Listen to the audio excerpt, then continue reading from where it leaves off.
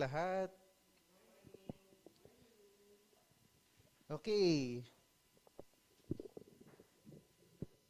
Feeling ko mabilis lang ako.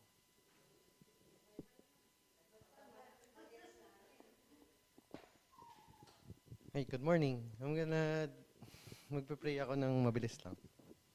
Ama, mali po, maraming salamat po sa araw na to na binigay niyo sa amin upang matuto ng inyong salita at sa araw na binigay niyo sa akin upang makapagpahayag ng inyong salita. I-bless niyo po kaming lahat na sana po may matutunan kami ngayon, lalo na ito po ay inyong salita. Sa oras po na ito, itinatas ko po ang aking sarili upang ang iyong salita lang po ang aking may masabi at hindi po ang aking personal na opinion at interpretation sa inyong salita, kundi po ang katotohanan. In the name of Jesus Christ, Amen. Alright. So, before we start, gusto ko yung starting ni Pastor Will. Parang meron siyang tanong palagi sa audience. So, ako may tanong ako sa inyo. Meron ba kayong kinrave na pagkain this week? Yes. No? Meron ba? Anong kinrave mo, Mama? Steak? Meron Nag-crave po. ka na steak? Tito Eugene, ano pong kinrave nyo? Guyabano. Uy, guyabano. Grabe namang craving, healthy. Ano sinabi na steak? Usually kami ni Des, pag nagki-crave kami, ano yan, Monday to Friday. Iba-ibang cravings. So, parang ang sarap ng pizza. Pagdating ng Wednesday, parang ang sarap ng ganito, ang sarap ng ganyan. Pagdating ng weekend, isa lang yung choice namin na pwedeng puntahan. So, kailangan mag-settle kami. Parang, hindi naman namin pwedeng kainin lahat yun na isang araw eh. So, pero parang, ang napapansin ko, every linggo, every week, or minsan every day pa nga, lagi tayo may cravings, di ba? So, ang teaching ko ngayon, hunger and thirst for righteousness. And maybe mamaya, malalaman niyo kung bakit ganoon yung starting ko. Pagka, si Mama, pagka umaalis siya dito sa bahay, kasi nag-start ako mag-work from home, pupunta siya kila Gaming, kila ate, para tumulong. Ngayon, pag ganun yung situation, naiiwan ako sa bahay, whole day.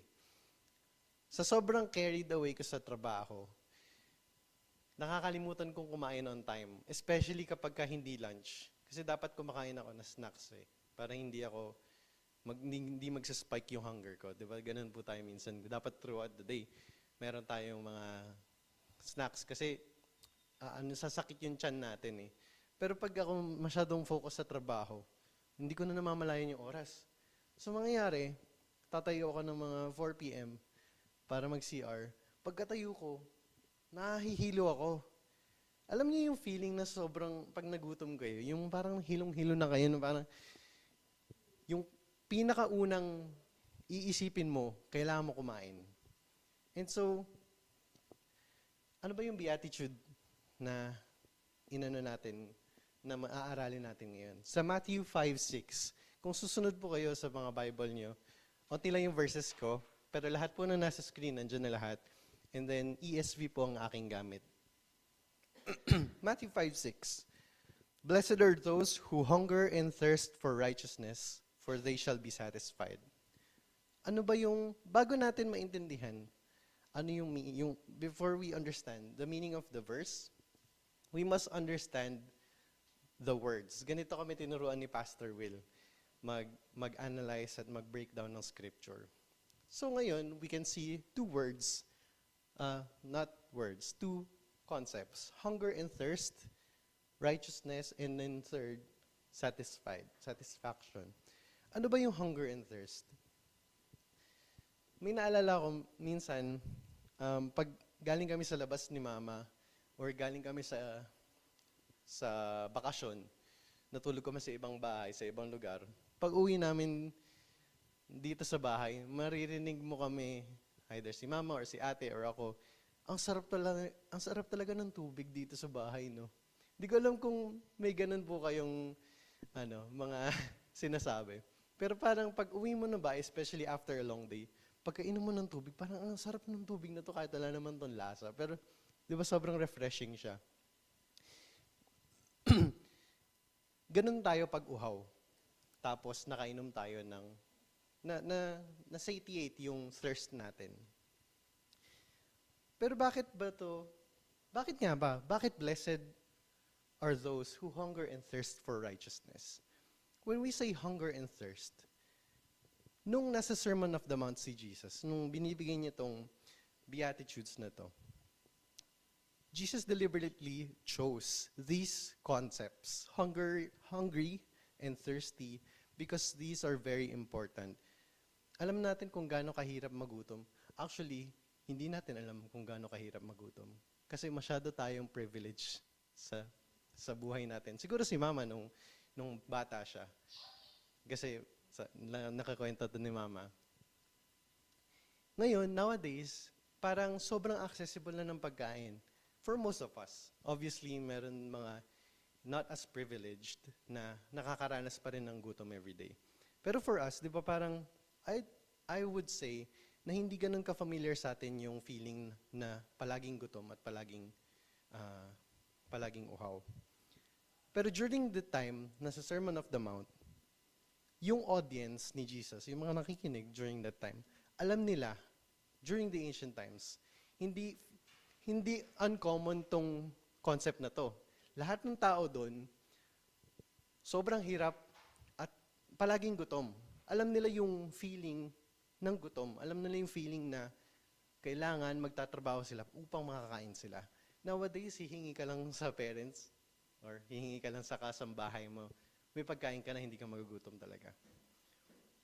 Pero during this time, they understood what this meant to experience genuine hunger and thirst. To the point na ito na lang yung iisipin mo. Pag gutom ka or uhaw ka, di ba? Ang unang nasa isip mo is, anong kakainin ko? Saan ako hahanap ng pagkain? Saan ako hahanap? Anong magagawa kong paraan upang makakain o makainom? Ito yung reality before. Food and water were scarce. Hindi ganun ka-accessible nowadays compared to the time during the ancient times. Then, we go on to the righteousness. What does righteousness mean? Pag sinabing righteousness, we have to frame it sa standards ng Bible and sa standards ni Ama. Pag sinabing righteousness, it essentially means being in a right relationship with God. And we can go to Mark chapter 12, verse 28. This is where, let's read. And verse 28, and one of the scribes came up and heard them disputing with one another. And seeing that he answered them well, asked him, Jesus, which commandment is the most important of all? Jesus answered, the most important is, hear, O Israel, the Lord our God, the Lord is one. And you shall love your God with all your heart, with all your soul, with all your mind, and with all your strength. The second is this, you shall love your neighbor as yourself. There is no other commandment greater than these. The two great commandments. I love how before this was 10 commandments during the Old Testament, and Jesus squeezed it down into 2 para mas madaling matandaan. 2 things in order for us to understand and remember. So, kahit in-expand ni Jesus, ako naman, kahit kinompress ni Jesus, tayo, since aralin natin, i-expand natin ng onte. Righteousness. When we say righteousness, it points to a life. Your life, my life, our life that is, number 1, right with God. Pag sinabing right with God, it means we check our relationship, our faith. We believe that the Lord is one, is God. We love Him with all our heart, all our mind, and all your strength. Because similar to the hunger and thirst concept, pag gutom ka, yun yung iisipin mo. When we want to be right with God, siya yung pinakauna natin, nung una sa isip natin. That also means we repent on our sins and we obey God. This is being right with God. Number 1 yun, di ba? Sa 2 great commandments ni Jesus. Number 2, second is this, you shall love your neighbor as yourself. When we say neighbor, it's other people. We should be right with others. We should demonstrate love, fairness, forgiveness, and generosity among all others. So what makes us a righteous person. So if we hunger and thirst for these things, being right with God and being right with others, we will be satisfied. That is the essence of this beatitude. So I want to talk about being a kingdom citizen. So when we say, pagka ikaw isang citizen, alam niyo, hindi ko alam kung gaano kahirap maging US citizen. Pero ang alam ko is, marami sa atin naghahangad, especially do sa mga gustong mag-ahon or mag-improve ng life, ng buhay. Isa to sa mga pangarap, right? Yung mga, especially sa mga students, gusto mag-abroad, and naririnig ko palagi yung maging American citizen, maging Canadian citizen. Ako, sobrang hirap para sa akin i-comprehend kung anong klaseng process yung pagdadaanan mo para maging US citizen ka. Obviously, there are base rules that you have to comply. In order for you to become a US citizen, you have to be qualified to be a US citizen. Dapat malinis yung criminal records mo, wala ka at all, and stuff. When we talk about being a citizen, it means kapag citizen ka ng isang lugar, meron kang rules that you have to comply to in order for you to be qualified. Diba? Kahit nga us, dito sa Pilipinas, meron tayong mga responsibilities and obligations para maging isang Filipino citizen. Bumoboto ba tayo? Nagbabayad ba tayo ng tax? Sumusunod ba tayo sa batas? Hindi ba tayo tumatawid sa maling tawiran? Hindi ba tayo naglalakad sa bike lane? All of these are rules of what qualifies us as a Filipino citizen. And there are many places that will have similar rules. But when it comes to the kingdom, what makes us a qualified citizen for the kingdom? And we should think about that. Do we want to enter the kingdom of God? So, being a righteous person qualifies us to enter the kingdom of God. Let's remember that. So, I'm going to talk about a few stories in the Bible in order for us to understand yung concept ng hungering and thirsting for righteousness. I have a simple one. Naalala ko last time, in example kong story is yung laban ni David and Goliath. And to me, ilang beses ko na siyang nabasa, narinig, at natutunan. Pero may bago pa rin ako natutunan. So sana ngayon, kahit si Zacchaeus yung example ko, alam niyo yung song, yung Zacchaeus was a wee little man was he. He climbed up to the sycamore tree. Hindi ko na alam yung lyrics. Sorry, Mami Tess. Si Mami Tess yung nagturo sa amin eh. Pero simple lang yung story ni Zacchaeus. Let's read through. Luke chapter 19, verse 1. Jesus, during this time, ito na yung mga parang later end ng ministry ni Jesus. Kasi meron siyang pinanggalingan, papunta siya sa Jerusalem. Sa Jerusalem siya i-crucify. So, papunta ng Jerusalem, I think yung Jericho, kung saan ito nangganap. Dito yung isa sa mga last few towns or na lugar kung saan dadaanan ni Jesus para makadating sa Jerusalem. So verse 1, Jesus entered Jericho and was passing through. Verse 2, a man was there by the name of Zacchaeus. He was a chief tax collector and was wealthy. Mayaman si Zacchaeus. So, during this time, or just reading through verses 1 and 2, this tells me na si Zacchaeus had a very powerful position in Jericho, being a chief tax collector. Mataas na position ito. He is wealthy. Mayaman si Zacchaeus. And being a tax collector, Zacchaeus was Jew. Pero since he was a tax collector, he was working with the Romans. Kasi ito yung namumuno na government, parang, ano ba to? Management during dun sa Jericho. So, yung perception, yung pananaw kay Zacchaeus was not good. Hindi mabuting tao si Zacchaeus sa mata ng mga kapwa niya Jews. Dahil, ano ba yung ginagawa ng tax collectors dati during, especially just this time, di ba naniningil sila nang exploit pa sila ng mga mahihirap. So, hindi maganda yung tingin sa kanya ng mga tao. Kahit mayaman siya, kahit chief tax collector siya, walang respeto sa kanya yung mga tao doon sa Jericho. Lalo na yung mga Israelites. Yung mga Jew. Despite his material success, Zacchaeus carried an emptiness. He felt empty that not even his wealth, yung yaman niya, not even that could satisfy him. Alam niyo, naririnig ko to sa mga even celebrities na so super famous. You have Bruno Mars, you have The Weeknd. Parang lagi mong makikita mo minsan may platinum record.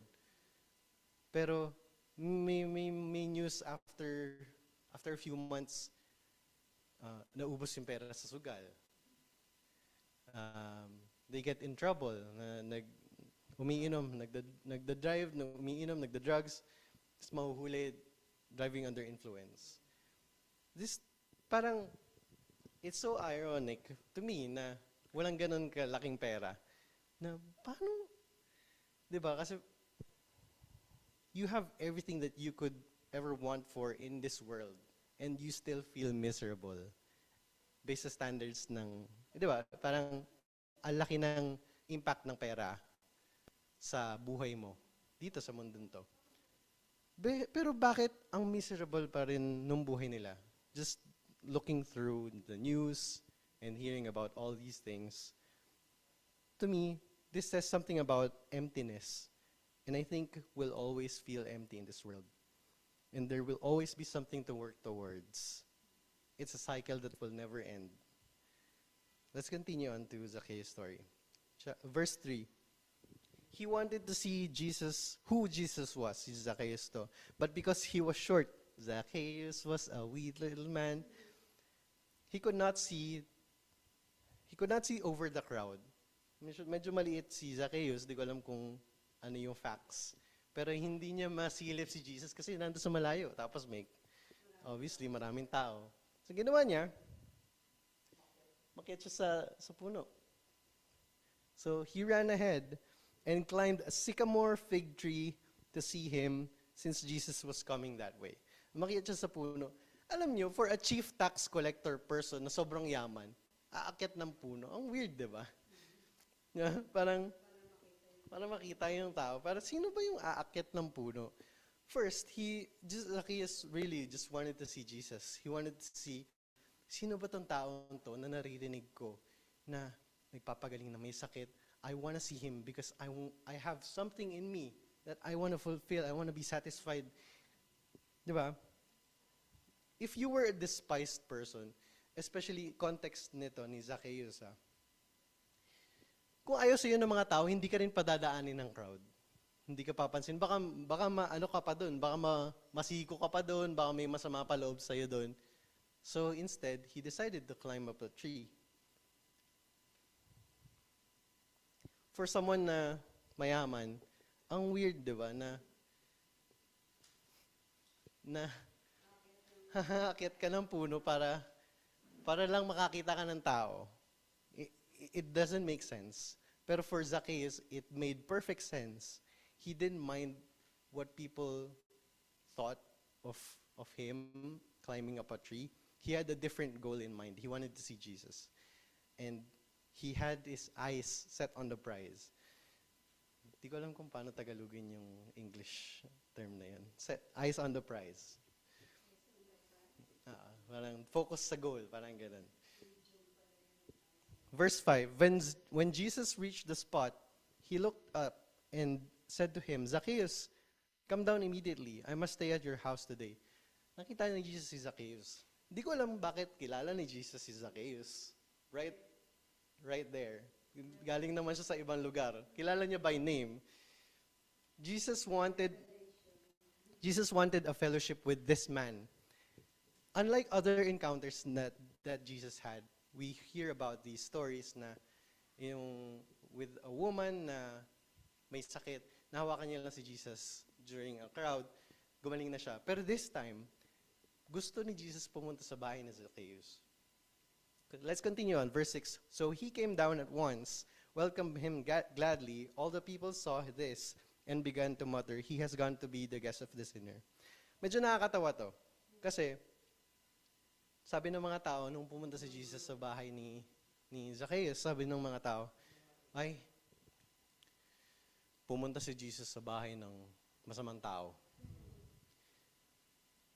Kung ikaw yung isa sa mga tao na nagbabayad ng tax during this time, ikaw yung mga, and then nakita mo may corrupt, let's say may corrupt na politician na pinuntahan ni Jesus Christ. Ako, I would also be probably like, bakit pinapaboran ni Jesus tong corrupt na politician na to, magnanakaw naman to. Maybe that would be the same scenario for us, but we don't know. Only Jesus knows. Jesus has seen past this. Alam ni Jesus kung ano yung magiging tingin, magiging itsura of him approaching Zacchaeus, going into his house, but he didn't care because he had a different mission. Alam ni Jesus kung ano yung magiging tingin sa kanya ng tao or kay Zacchaeus. Pero through all of this, Jesus has seen past. He came to do one thing. Verse 8. But Zacchaeus stood up and said to the Lord, Look, Lord, here and now I give half of my possessions to the poor, and if I have cheated anybody out of anything, I will pay back 4 times the amount. Di ko alam kung sa inyo, pero ako, parang kalahati pa ng sahod ko, hindi ko bibigay kahit kanino. hindi dahil sa ayoko lang, pero wala na matitira sa sahod ko pag binigay ko pa yung kalahati. But Zacchaeus, imagine nyo, let's be in Zacchaeus' shoes for once. Na alam niya na bago niya to sabihin, bago niya pa makita si Jesus, prepared na siya i-give up he made arrangements. It's not like, bibigay mo na lahat ng pera. Committed ka na sa decision mo na to. Bago mo pa makausap si Jesus, prepared na siya na, okay, ganito gagawin ko. Ibibigay ko kalahati ng possessions ko para sa mahihirap. Kasi, I want to feel something. I want to get rid of this emptiness that I feel inside. Verse 9, Jesus said to him, Today salvation has come to this house, because this man too is a son of Abraham. For the Son of Man came to seek and to save the lost.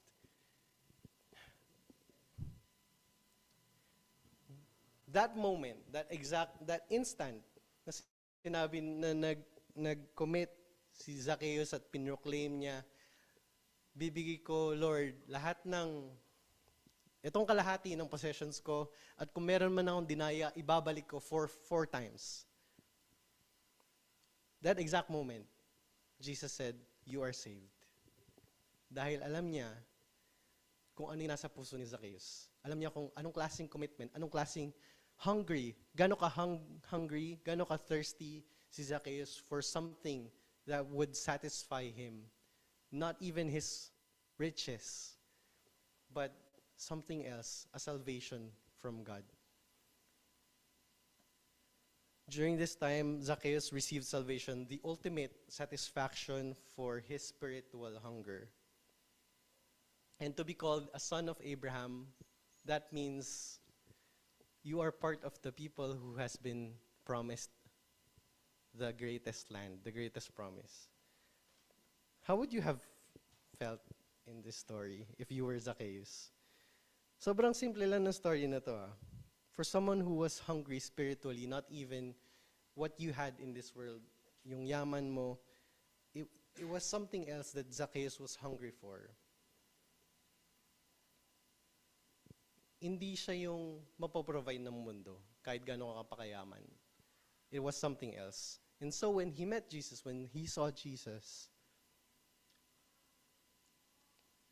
he has been saved. And we also know from a different perspective, from the perspective ni Jesus, part to ng ministry ni Jesus, going to places and saving the lost. So alam ni Jesus, kaya kilala niya by first name si Zacchaeus kasi alam niyang isi-save niya si Zacchaeus by revelation. Let's look at another story. Sorry, hindi ko pala na yung slides. I hope you guys followed. Let's look at a story of Jesus' ultimate sacrifice. Hindi yung buong story ni Jesus dahil hindi tayo matatapos today. Pero let's look at how Jesus exemplified, or how Jesus, being the perfect example of being hungry and thirsty for righteousness, what happened? During this time, during nagpipreach si Jesus on the Sermon of the Mount, he hasn't really fulfilled everything that he needed to do.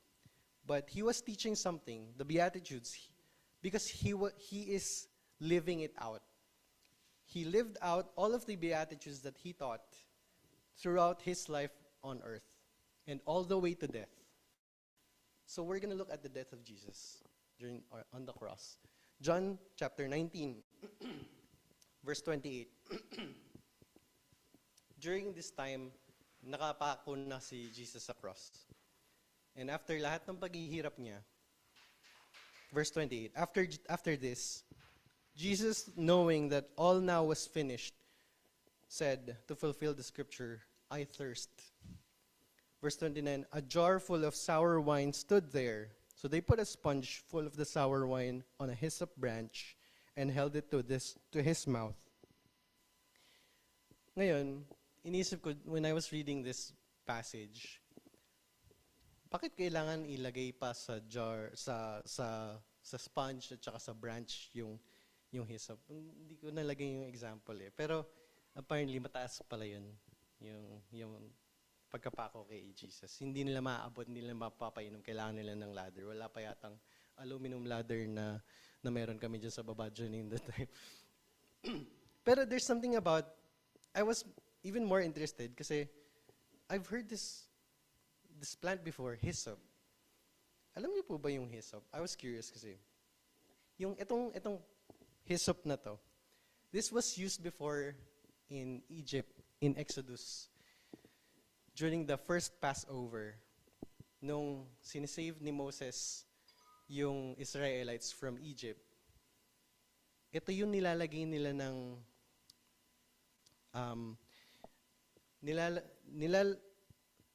basically, yung final plague of the 7 plagues during 10 plagues, during the,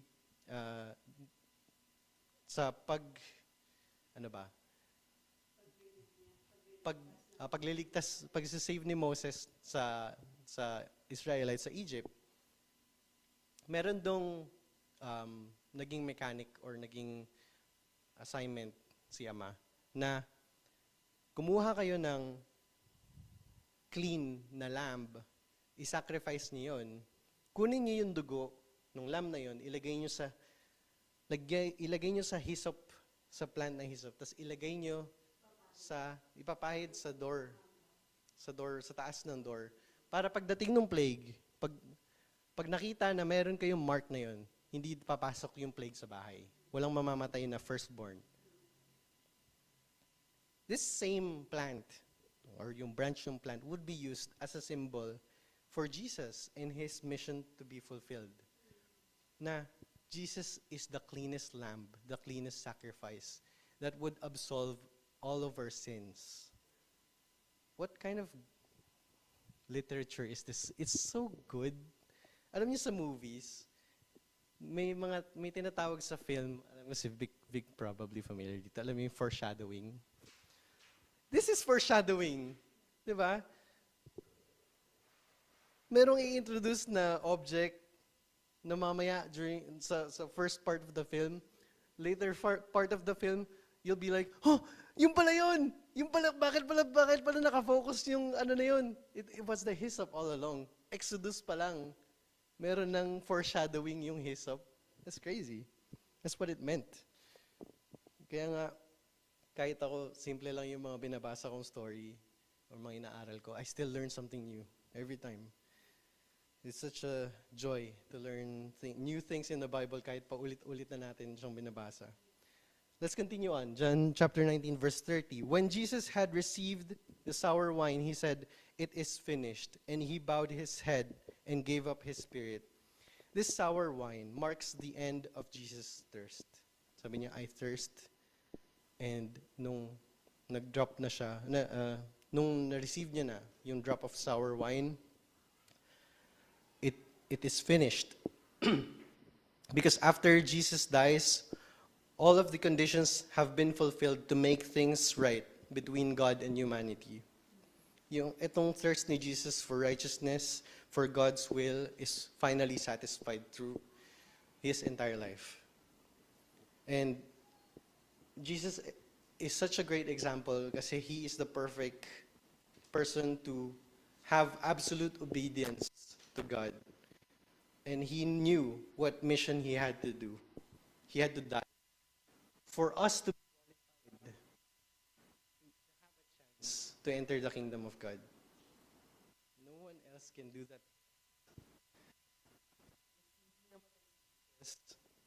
Wala tayong chance maging kingdom citizens. How can we apply this to our lives today? I have 3 things na hopefully we can remember. Number 1, let's be empty. Like Zacchaeus. Alam niya na meron siyang kakulangan kahit meron na siyang yaman, kahit mataas yung position niya, hindi pa rin enough yun para sa buhay niya. Let's recognize na empty tayo, spiritually especially. There's nothing in this world that can satisfy us. We've seen it. We've seen celebrities na miserable pa rin hanggang ngayon. There's something else that we should be looking for apart from all the things in this world. Just as the prodigal son turned to his father when he was starving, we also must be that desperate to return to God. And when you're empty, when we know na meron tayong kulang sa buhay natin, we start to look for ano ba yung magsasatisfy dun sa kulang sa buhay natin. So let's recognize, let's be empty. Kasi kung tingin nyo okay lang, parang, alam mo yun, dati palagi ko itong sagot eh. Takot ako sa tanong sa akin na, kamusta na yung faith mo? Tinatanong to sa school sa FBA dati. Kamusta ka na? Kamusta na yung ano ba to? Yung relationship mo with the Bible, with God, and yung palagi yung sagot, okay lang, it's fine, it's well, it's okay. Pero if you truly think that you're okay, it means walang kulang. Okay lang ba talaga? Ang encouragement ko sa ating lahat, it's not okay. It needs work. May kulang pa. And so, pag may kulang, we have to fill it. Number 2, pick a side. Merong 2 sides. Pick a side. Pili ka. 2 sides lang yan. Bawal sa gitna. Serving sin or serving God. You cannot serve 2 masters at a time. If you're a sinner, you can't serve God. No 2 masters at a time. Number 3, believe in God's justice. Napakadali sa atin na makita lahat ng maling nangyayari dito sa mundo. Napakadali sa atin na magalit dun sa lahat ng mali. Diba? At napakadali din sa atin na mawalan ng pake. Kasi, ano ba? Kaya ba tayong gawin para maayos yung mga problema ng mundo to? Yung gusto nga natin na iboto na politicians, hindi pa nangyayari. Merong mas malaking problem na out of our control. And so, we can only trust God to be on top of this, of all the problems, because God will bring justice. Then we can long for God to bring justice. We can anticipate that because He will be the one to deal with all of this, the only one that can. True justice is the one with God. And God will bring everything to fairness. Lahat ng unfair dito sa mundong to, lahat ng imbalance, lahat ng reason kung bakit tayo mahirap pag pinanganak tayong Pilipino. Lahat to magiging fair. And all we have to do is believe. All we have to do is agree with God and be part of what God wants us to do. Starting by longing for His will done in our own lives, so that we can then be a light to others. Alam niyo yun? When you stand out kasi Kristiyano ka, it's different. People will start to ask, ano ba yung iniisip nitong taong to? Bakit parang iba siya mag-isip? Is different. When we have enough people who are being a light to this world, it catches on to others. Pagka nakita nilang iba yung pamumuhay mo, they will be curious and they will ask. And that is your opportunity to share the word. So, we start by longing for His will to be done in our own lives, for God to work in our own lives first, so then we can help other people to see God as well. I believe that. So in turn, what is the reward? But seek ye first. Oh wait, mali pa. Wala pa tayo dito. Sorry, balik tayo. Blessed are those who hunger and thirst for righteousness. What is the reward? For they shall be satisfied. They shall be satisfied. Lahat ng cravings natin will be satisfied if we crave for righteousness. We will be filled. Our hunger and thirst, or our cravings in this world, lahat ng worldly things na hinahanap natin or kinikrave natin, kahit pagkain man yan, it will never be satisfied. Bukas gutom ka ulit. Bukas may bago kang ikikrave.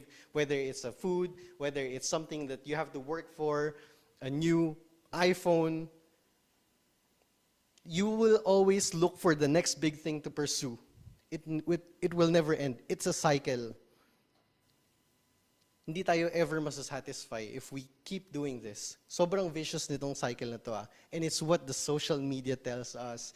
It's what everybody tells us. It's what your peers tells you to do or implies you to seek.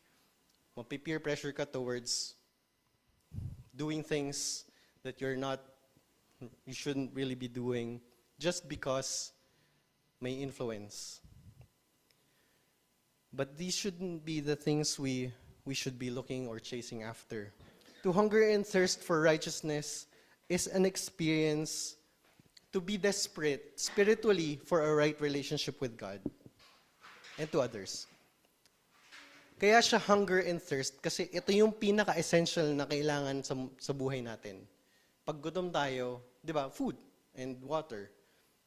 We cannot live without this. And it's the same. Kaya ito yung tinuro ni Jesus is because ito yung isa sa mga intense physical needs when we're hungry or when we're thirsty. And then it's also, if we're righteous, this is what qualifies us to be a kingdom citizen, to be a true Christian. So, I want for us to be hungry, knowing that with God and His work in our lives, we can truly be satisfied.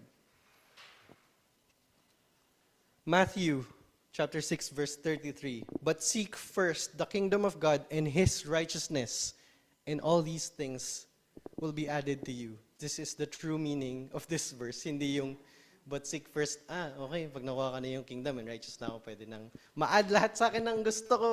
But it's not. Yung things that will be added to you will be the true satisfaction. And I want to leave with us Today, a thought, a reflection, if I may. What are you craving for? Do you find yourself wanting God even more? A relationship with God? Do you crave this? And if you do, that's good. But if you find yourself, if I find myself seeking for the things that this world has to offer, it's gonna eat me up.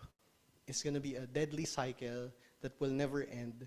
I will look for the next thing that I want to buy, the next thing that I want to eat. My cravings will never end, and my hunger and thirst will never be satisfied. Hunger and thirst for material things, it will never be satisfied. So I encourage all of you guys to reflect on this. What are you craving for? And then let's pray. Amang Yahweh, maraming salamat po sa araw na to. Maraming salamat po sa inyong salita na nagbibigay linaw po sa amin, sa mga aming kaisipan, sa aming mga puso, upang matutunan po namin kung paano mumuhay sa mundong to, at hindi po ang pagtingin sa ibang bagay na ino-offer ng mundong to, kundi ang paghanap ng righteousness sa inyo. Tulungan niyo po kami, dahil ito po ay napakahirap. Tulungan niyo kami na sa salita niyo po kami tumingin at hindi sa mga distractions ng mundong to. Especially kung gaano po nagiging masama yung mundong to. Tulungan niyo kami na maging ilaw sa mga tao sa paligid namin, at magkaroon kami ng opportunity na i-share ang inyong salita at ang napakagandang buhay na meron sa inyo. At maraming salamat po sa paggabay sa akin. In the name of Jesus Christ, Amen.